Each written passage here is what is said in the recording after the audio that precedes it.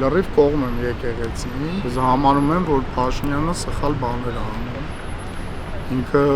ընդհանրապես դաժե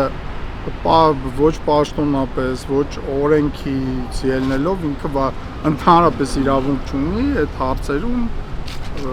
բան անի, իր քիթը խոթի այդ եկեղեցական գործերի մեջ։ Իմ հասկանալով պետքա բոլոր եկեղեցական ղեկավարությունը Սփյուռքի ներքին մարդկանց համախմբի եւ չգիտեմ մի ձև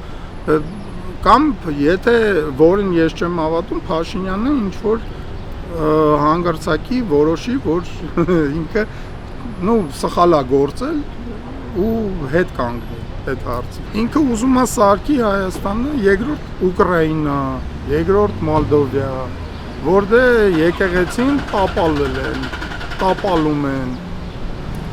ինքը նույն բանը ուզում է սարքից տեղ ես չեմ զարմանա եթե մյուս տարի ինքը ընտրվի Սուրբ Ծնունդը որ հիմա հայկական Սուրբ Ծնունդը երբ է հունվարի 6-ին ես չեմ զարմանա եթե մյուս տարի ինքը հաղթի ընտրություններին որ այդ Սուրբ Ծնունդը ամսի 6-ից կտեղափոխեն ամսի 25-ի վրա դեկտեմբերի